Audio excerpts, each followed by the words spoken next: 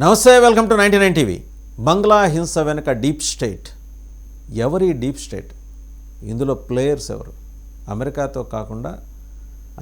కాకుండా ఇంకెవరున్నారు? అవసరమైనప్పుడు ఆ డీప్ స్టేట్లో అమెరికాతో జత కట్టడానికి చైనా కూడా ముందుంటుంది. ఒక్కసారి మనం టైం లైన్లోకి వెళ్దాం. బంగ్లాలో జరుగుతున్న హింస.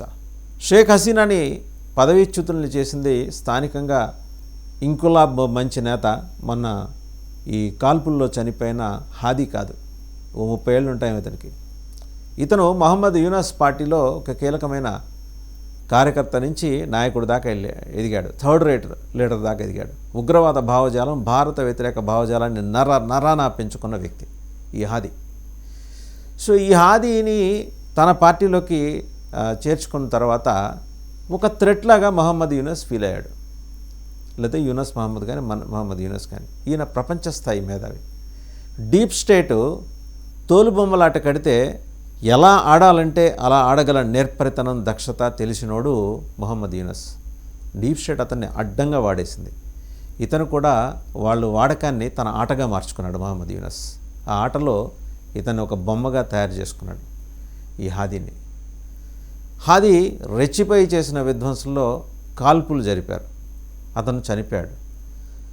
అయితే చనిపోయాడనే విషయం చెప్పకుండా అతన్ని సింగపూర్ ఆసుపత్రికి తీసుకెళ్ళిన తర్వాత కొన ఊపిరితో ఉన్నవాడిని అక్కడ ఐసిస్ చంపేసింది. ఇది అన్కన్ఫర్మ్డ్ రిపోర్ట్స్. ఐసిస్తో పాటు ఐఎస్ఐ కూడా ఉంది ఇందులో. ఐసిస్కి ఏంటి సంబంధం? ఐసిస్, ఖురాసిన్ వాళ్ళు కూడా పాగాయనుకుంటున్నారు. డీప్ స్టేట్ క్రీడలో వాళ్ళకు కూడా నిధులు అంతున్నాయి. జార్జ్ సోరస్ కంపెనీ వాళ్ళకు కూడా నిధులు ఇస్తూ ఉంటుంది. సో చంపేసిన అతన్ని ఒక జాతీయ స్థాయి నాయకుడిలా తీసుకొచ్చి అంత్యక్రియలు చేసింది బంగ్లాదేశ్.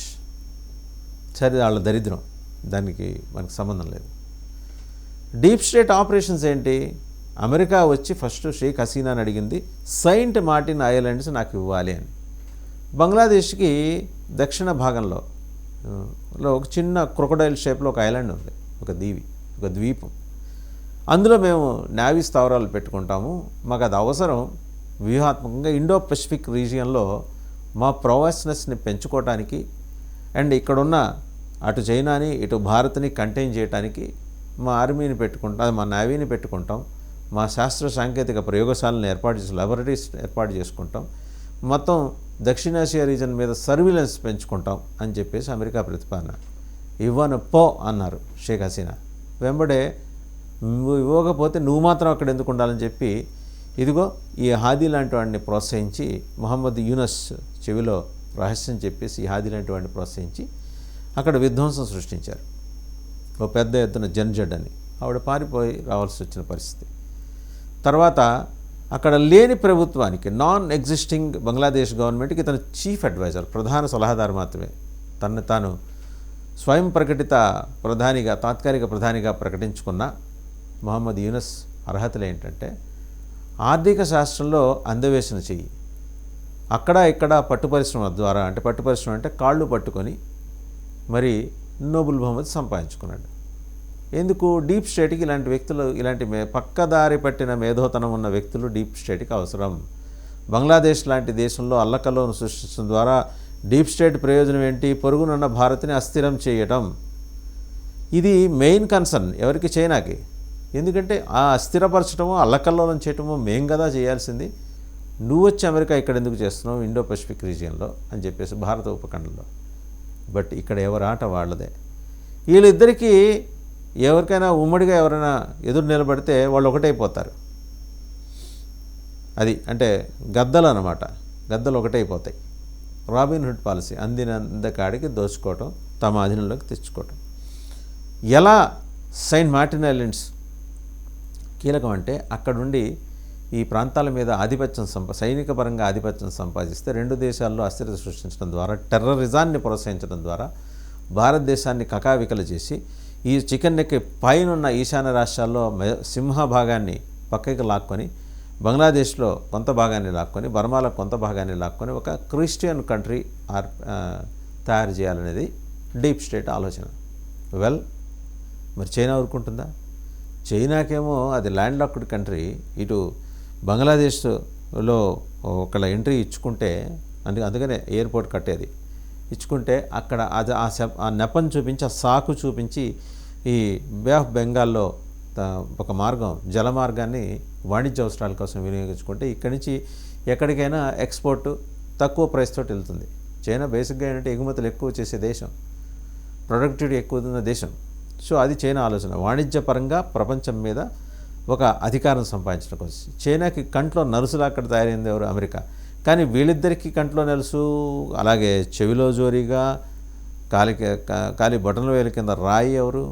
భారత్. సో వీళ్ళిద్దరు ఏకమయ్యి హింసని ప్రేరేపించి పాకిస్తాన్ అనే ఒక పనికిమాలిన ఉగ్రవాద ప్రాంతానికి చెందిన ఫెయిల్డ్ మార్షల్ని వాళ్ళు తమ అవసరాలకు అనుగుణంగా మలుచుకున్నారు. ఏమని?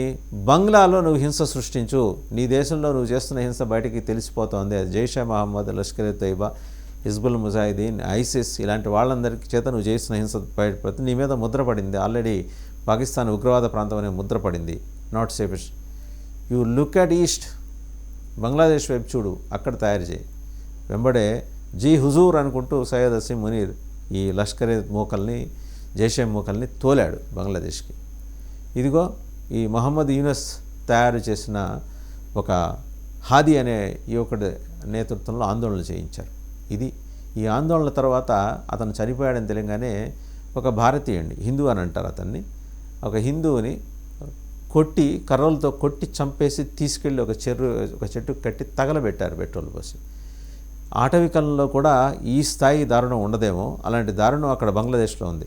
అంటే రేపు పొద్దున ఎలక్షన్స్ కనుక బంగ్లాదేశ్లో జరిగి ఇలాంటి మహమ్మద్ యూనస్ ప్రభుత్వం అనుకుంటూ ఏర్పడితే జరగబోయే ఉత్పాతం ఏంటంటే ఇలాంటి ఉగ్రవాద మొక్కల్ని మన పక్కలో బల్లెంలా మనం చూస్తూ కూర్చోవాలి.